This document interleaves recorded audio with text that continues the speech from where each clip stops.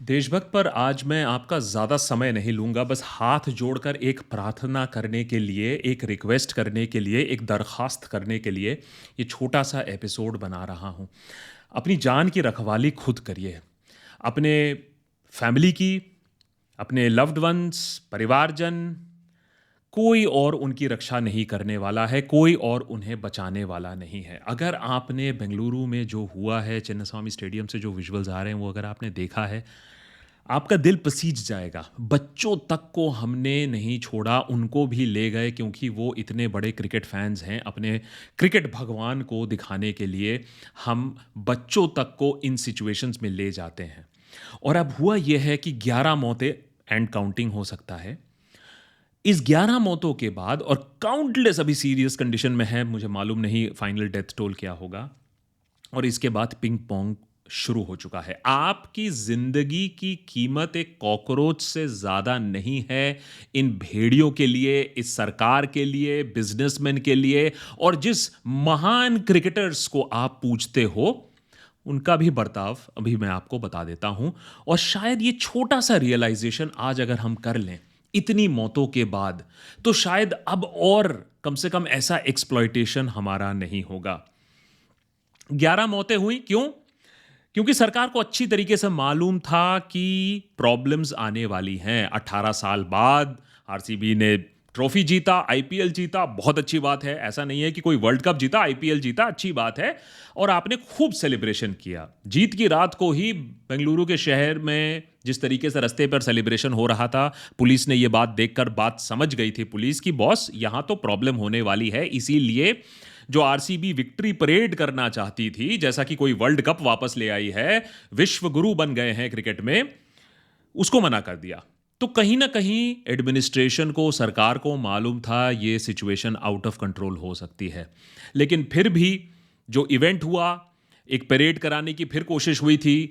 जो पूरा इवेंट हुआ, आपने अच्छी तरीके से वहां बंदोबस्त नहीं किया। अब बोला जा रहा है हमें क्या मालूम है, सरकार कह रही है नहीं नहीं वो तो 30-40 हजार लोगों का स्टेडियम है, अब 2-3 लाख लोग आ गए तो हम क्या कर सकते हैं। उस पर भी हम आते हैं। क्रिकेटर्स आपको भूल चुके हैं, वो इंस्टाग्राम पर पोस्ट करते हुए बिजी आते हैं, वो उसके बारे में भी मैं आपको बताऊंगा। और टीम ओनर्स की तो अगर आप बात करें, और जिस तरीके से उन्होंने पैसा कमाया है और जो पैसा अभी दिया जा रहा है, जो लॉलीपॉप पकड़ाया जा रहा है लोगों के हाथ में, पॉइंट ये है कि कहीं ना कहीं हमें यह समझना पड़ेगा कि क्राउड मैनेजमेंट, क्राउड कंट्रोल और सरकार की effective maintenance of crowd control एक मिथ्या है। अगर आप इस बात को गांठ बांध लोगे तो फिर हो सकता है कि कुंभ में जाकर लोग ना मरे, दिल्ली के रेलवे स्टेशन में जाकर लोग ना मरे, मोरबी ब्रिज के ऊपर पिकनिक बनाते हुए लोग ना मरे, साउथ में मूवी रिलीज हो रही है उसके चक्कर में लोग ना मरे, क्रिकेट का सेलिब्रेशन हो रहा है उसमें लोग ना मरे। कीड़े मकोड़ों की तरह लोगों को मारा जा रहा है और सरकार को घंटा फर्क नहीं पड़ता है। इतने सारी घटनाएं हुई हैं जो मैंने अभी आपको गिनाया। कौन सा बड़ा मंत्री ने रिजाइन किया है, कौन सा बड़ा पनिशमेंट आया है, कौन जेल में गया है? इसका आंसर आपके पास होगा नहीं, क्योंकि कोई गया नहीं है। कहने को हम मोस्ट सर्वेल्ड स्टेट्स में आते हैं। अगर सर्वेलेंस की बात करें, CCTV cameras, AI intelligence, police power की अगर हम बात करें, तो इंडिया नंबर 3 पर बोला जाता है। बहुत सारे आंकड़े बताते हैं हम नंबर 3 पर, मैंने रशिया और चाइना के बाद सर्वेलेंस स्टेट में हमारी बारी आती है। लेकिन जहां प्रिडिक्टेबल क्राउड मैनेजमेंट की बात होती है, दुख की बात यह नहीं है कि ये दुर्घटना नहीं है, ये मर्डर है, कल्पबल होमिसाइड है। क्योंकि प्रिडिक्टेबल, जब आपके पास क्राउड होने वाला होता है तो आप उसमें कुछ नहीं कर पाते हो, क्योंकि आप सोचते हो अगर कुछ लोग मर भी गए तो छोड़ो छोड़ो। और इसीलिए दिल्ली जैसे स्टेशन पर भी लोग मारे गए और कुंभ में इतना सब अरेंजमेंट होने के बाद भी लोग मारे गए। किसकी गलती? तो अब शुरू हो चुका है, क्योंकि ये कांग्रेस रूल स्टेट है तो बीजेपी आईटी सेल कांग्रेस पर हावी हो चुकी है। जब कुंभ में हुआ था तो कांग्रेस हावी हो गई थी, और जब दिल्ली रेलवे स्टेशन पे हुआ था कांग्रेस हावी हो गई थी, जब मोरबी हुआ था तो कांग्रेस आईटी सेल हावी हो गई थी, और अब बीजेपी आईटी सेल हावी हो गई है। तो ये दोनों आईटी सेल और ये जो पॉलिटिशियंस का तू तू मैं वो चलता रहेगा। लेकिन अल्टीमेटली सफर कौन करेगा? सफर तो आप और हम ही करेंगे। कीड़े मकोड़ों की तरह जो हम मर रहे हैं, वो जो 11 परिवार हैं जो उजड़ गए हैं, क्यों? क्योंकि वो अपने क्रिकेट देवताओं को देखने गए थे। तो अब उसमें अगर वो मर गए तो मर गए। ऐसे बहुत सारे ट्वीट्स भी आ रहे हैं कि अरे ठीक है, ऐसी बड़े बड़े शहरों में ऐसी छोटी दुर्घटनाएं तो हो जाती हैं। लेकिन क्लियरली कहीं ना कहीं कांग्रेस को इसके लिए आंसर देना पड़ेगा। डीके शिव कुमार निकल जाते हैं एयरपोर्ट पे रिसीव करने, क्यों? डिप्टी चीफ मिनिस्टर का क्या काम है? अगर आरसीबी जीती है तो आप क्यों उसमें घुस रहे हो? और प्रॉब्लम यही है क्योंकि आपने तो कोई काम दिया नहीं है, क्योंकि बेंगलोर तो आधी डूब जाती है, हर बार 2 मिनट बारिश आती है, सुसु बारिश होती है, आप डूब जाते हो। तो क्या करें? आजकल हमारे पॉलिटिशियंस के पास क्या काम रह गया है?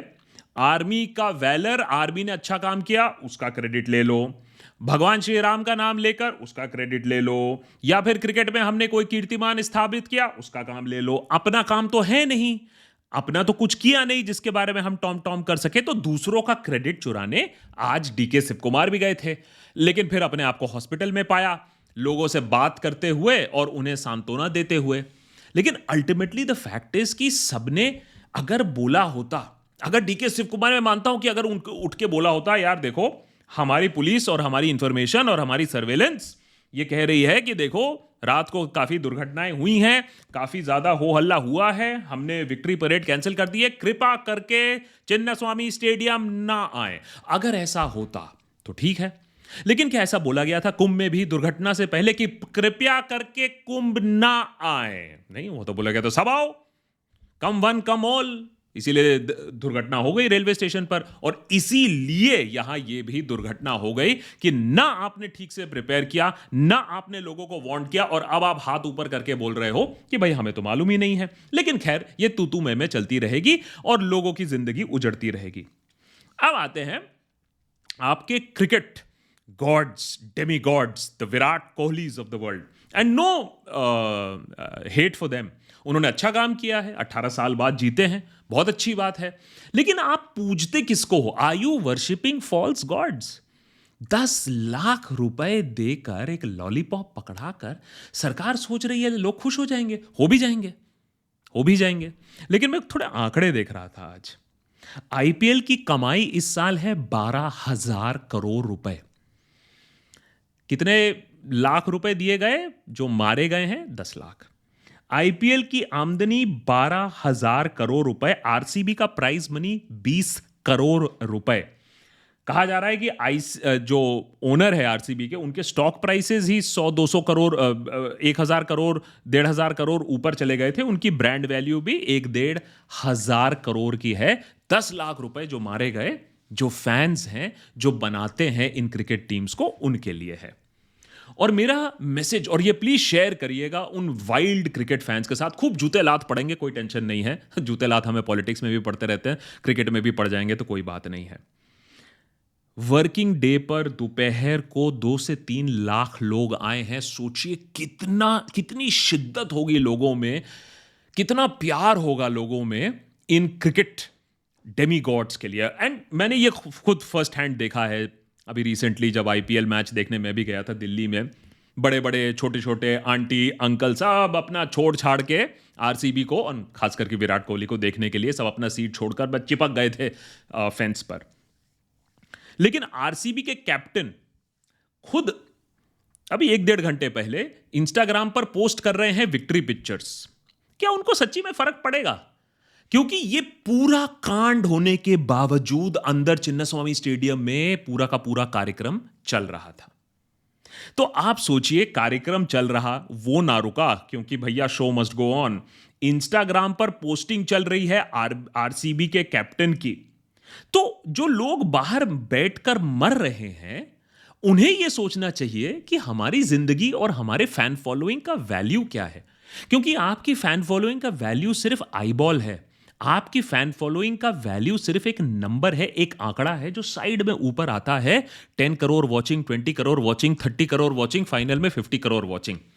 ये सब बोस्टिंग के लिए और इंस्टाग्राम फॉलोअर्स के लिए अच्छा है, लेकिन आपके लिए ना वो अपनी जान देंगे, आपके लिए ना वो अटेंशन देंगे। वो तो अपना ऑलरेडी काम पर लग चुके हैं। अगला किसको इंडोर्स करना है, कौन सा डील साइन करना है, उस पर वो ऑलरेडी बिजी हो चुके हैं। Cricket is a beautiful game. मैंने भी फाइनल देखा।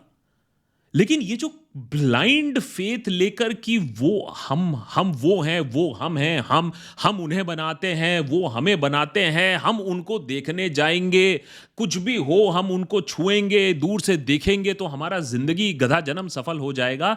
उसके बारे में थोड़ा-सा हमें सोचना होगा, क्योंकि आज जो पिक्चर्स मैंने देखे हैं, और मैं ये लगाऊँगा तो सीधा यूट्यूब वीडियो को डिलीट कर देगा, लेकिन एक बच्चा एक पुलिस ऑफिसर के गोद में किस तरीके से तड़प रहा है,